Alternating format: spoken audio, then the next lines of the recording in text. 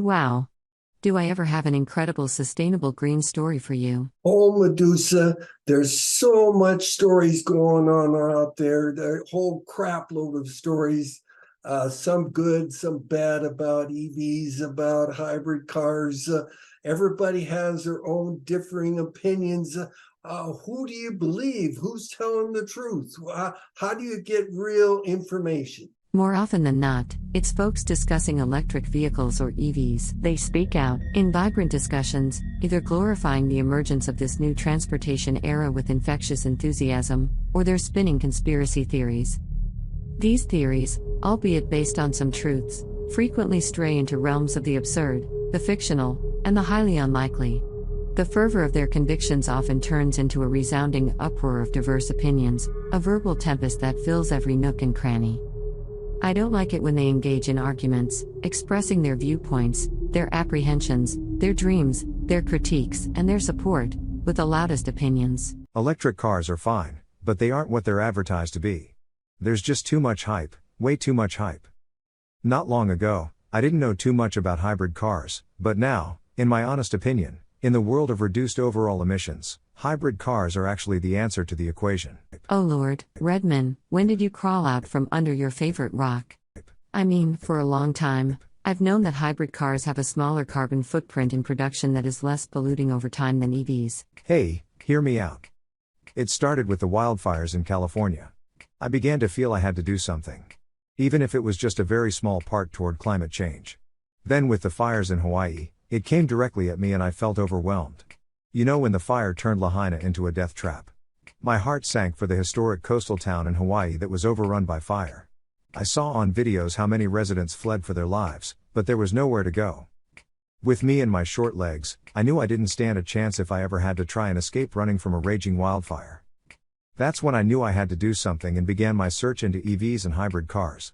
Yeah, not long ago, I listened to a Dr. Conway on a TEDx talk, like here, where he outlined the contradictions of battery electric vehicles.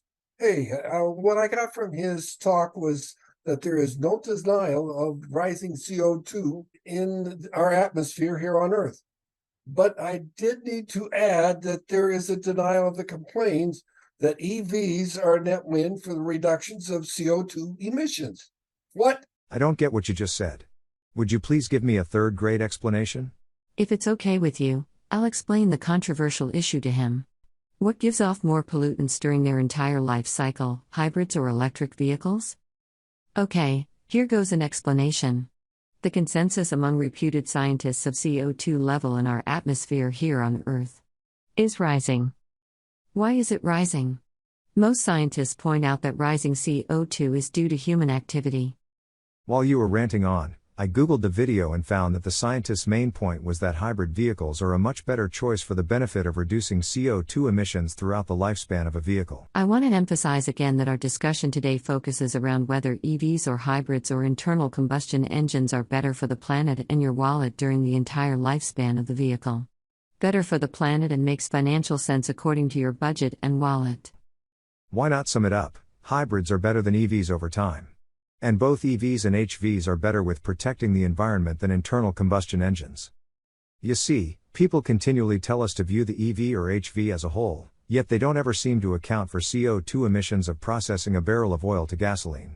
1 barrel of oil to gas, 42 gallons, produces 520 pounds of CO2, 237 kilograms. Hybrid technology is an immediate solution while EV technology continues to develop. You know, a lot of people have come to disagree with Dr. Conway's presentation. Okay, so overall, the point is that EVs are not as good for the environment as many tout them to be because of the additional emissions required for the production of battery packs. I think he's wrong in his conclusion that the production of batteries for electric vehicles give them a monumental starting CO2 footprint. He says that's huge, but I disagree with him. And the battery technology is always changing.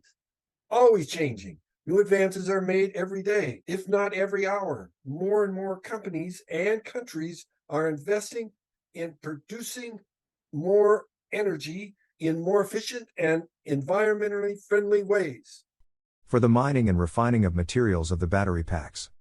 For the immediate future, though, purchasing a hybrid vehicle is a less polluting option when it comes to initial production. Furthermore, a hybrid or plug-in hybrid is a much more useful alternative for those who don't have readily available charging access for a full-blown electric vehicle. Medusa, I thought you had an incredible sustainable green story to tell us? I do have an incredible story. I listened to your story and thought it was pretty good, so I decided to wait and tell my story next time. That's a good reason why viewers should like and subscribe, ring the bell so they don't miss out on hearing your story. Yes, the Go Green Hub is the go-to source for all things of sustainable energy and transportation.